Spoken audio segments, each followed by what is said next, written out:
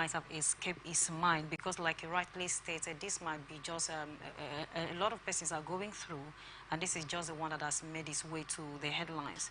So do you think they should do something of that nature so that people will not keep having in mind of we are going operation, and he has of course given rebirth on some drugs, so we should go and do this, and they keep having issues with the hospital management in the name of the governor have spoken when nothing has been done about it? The same thing, everything is under our health. We ensure that the necessary provision to support that government policy is made available. And in the event where it's not made available, the government of saving a life is on the table, and there are no helpful tools and of course materials to get it done. The management will resort to areas to get it done. The management will resort to, of course, when you there's a benchmark as to which such services will tend to benefit the public. But you also, like, I know what you are trying to draw at. There are some cases that there are exceptional cases. Of course, definitely. There are other complications that will require, taking care of certain aspects before they will now come to the main fraud to which government policies cover. So at that point, we'll ensure that families are engaged to ensure that the next line of action. To watch on Atlantic Television Network, we'll just go on a very short break. Don't go nowhere.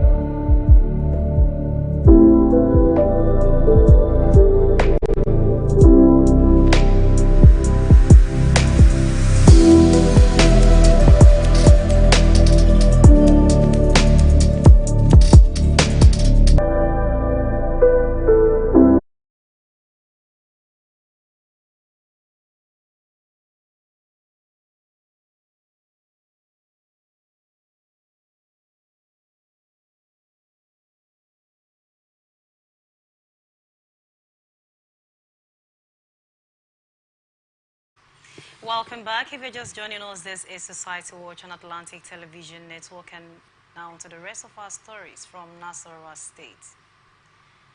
Amidst the increasing hunger in the country, several Nigerians have lost their lives in recent deaths while trying to access government's distributed avoidably death of 2 students during a palliative distribution stampede in the school. Now, it is very struggling to get palliatives, which is supposed to be of good intention by the government in the sense that it was meant to alleviate suffering of people, but now people are dying because of it. Mr. Well, do you think this is as a result of the system failure in governance, or according to what Falana actually stated there?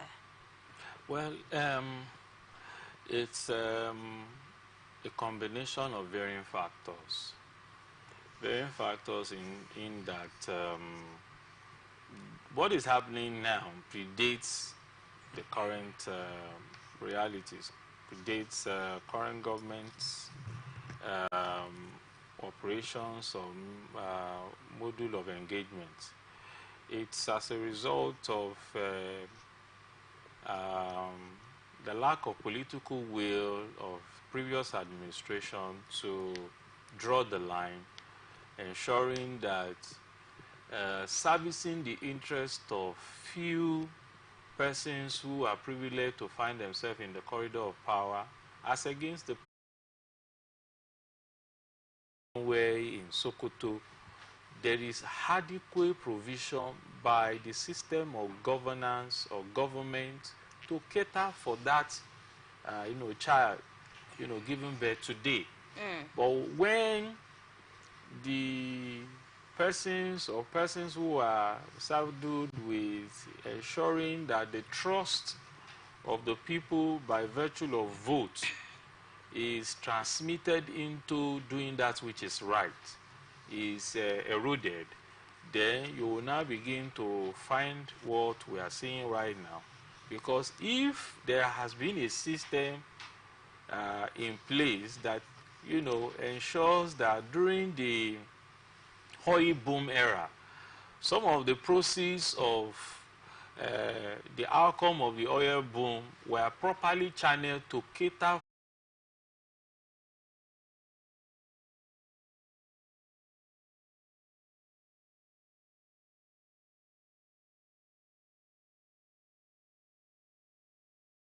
people are hungry, for those who cannot, The other day we saw in Lagos as to how Lagos state government, went out about theirs by creating mini market at varying LGAs at an open space with canopies and a monitoring sequence where the process and the process will be seamless, it will be orderly, and to avoid any eventualities, provisions were made. Even ambulance was in place to ensure that. Because it's something that the government can do, be it the federal government, federal, state, or local government, is something they can do. How long will it take? Imagine you going to a particular school to share something. Already the data is there. You can just pick the names of the people or the number of persons you want, send emails to them, so when they come, you show and get what you have to get. Because if we continue like this, it might not actually take away the hardship in the country, rather to add more by making life I may want to comparable. join my voice with those who have come up with the philosophy that governments, whether directly or indirectly, have weaponized poverty. Your illustration would have been seamless, beautiful, lofty idea. But there again, for as long as you have people in this space where have been denied, whose future seems bleak, and there is no hope in the horizon. So any available scheme to take care of certain need will be seen and handled as, this is my own golden opportunity, and I will not allow it slip off my hand. And that's where you will begin to see the desperation. And then you probably want to begin to imagine, is there actually light out of the tunnel? But a program of this nature, as we rightly do week in, week out, we tend to look out for solutions that both governments and players of state actors can borrow from or deploy to ensuring that errors are minimized to the barest minimum. We keep on pushing, we keep on talking about it. It's not a rocket science to collate data, but there again, it has to do with proper sensitization, people seeing the importance of data collation and the utilization of data.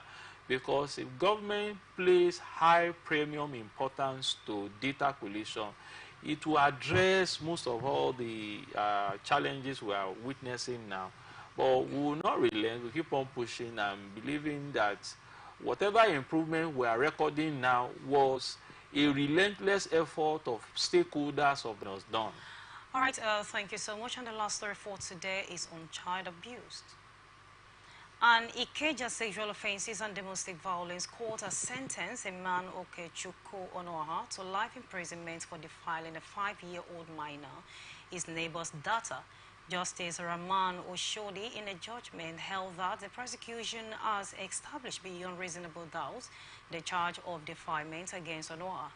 Oshodi, he said, the prosecutor's mother evidence and Onoha has apologized and promised not to do it again was an admission which corroborated the prosecutor's evidence. According to him, there is an abundant evidence that the defendant committed a crime. I believe the prosecutor, when she testified before me, as she was resolute with it was a defendant that penetrated her vagina with his penis. She maintained this during cross-examination and gave further details to embellish her evidence in chief. The evidence shows that the defendant has sexual intercourse with the victim, who is not, to his knowledge, was a child. Oshodi said, according to the medical evidence, by the age of the victim, the sexual intercourse you had with her could cause vaginal bleeding and may lead to death. The psychology of the victim was affected and may require years of counseling. You offered no word of consolation for the victims and her family, and I do know that this time what the total ramification will be for the survivor. The extent of damage you have done to the survivor for your sexual gratification is mind-boggling, and you did not show any sign of remorse.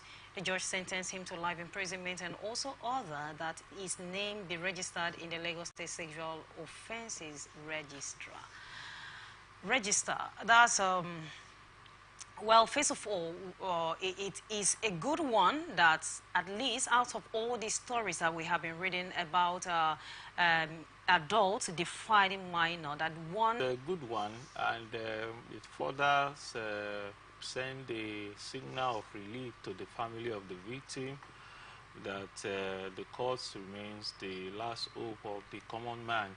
And for as many who probably are still also on that corridor to seeking justice, it's just a ploy to be encouraged to pushing further in your favor.